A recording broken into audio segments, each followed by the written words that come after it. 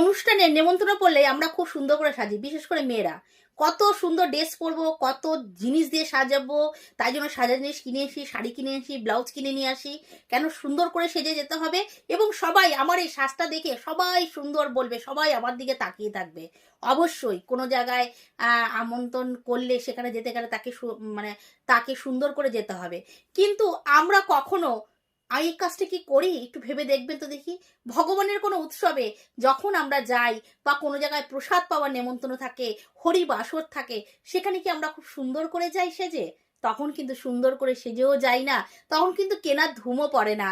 যেমন ধরো জন্মাষ্টমী, তারপর হলো শিবরাত্রি, যে কোনো একটা অনুষ্ঠানে আমরা কিন্তু সে নতুনভাবে সাজতে চাই না। এখন একটা ফ্যাশন হয়ে গেছে, হ্যাঁ শিবরাত্রির অনেক মেয়েরা সেজে গুজে যায়, সেটা আলাদা ব্যাপার, কিন্তু যে সাজছি কেন সেটাও কিন্তু তো তারা জানে না। তারা জানে আমরা সাজবো, আশেপাশের লোকজন দেখবে, আমাদের ভালো বলবে। সেই সব মেয়েদের জন্য বলছি, সাজবে কার জন্য জানো? শিবের জন্য। শিবরাত্রির দিন শিবের কাছে তুমি যাচ্ছ, তুমি এত সুন্দর করে সাজবে যাতে মহাদেব তোমাকে দেখে মানে চোখ ফেরাতে না পারে, যে না আমার এক ভক্ত আছে এত সুন্দর সিঙ্গার করে আমার সাথে দেখা করতে।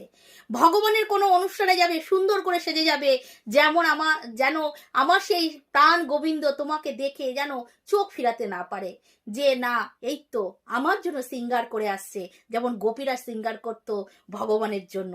তাই জন্য সবসময় সিঙ্গার করবেন ভগবানের জন্য, সাজবেন ভগবানের জন্য, যেমন ইচ্ছা সুন্দর ফিটফাট হয়েই তখনই আপনি ভগবানের কাছে সেবার জন্য যাবেন।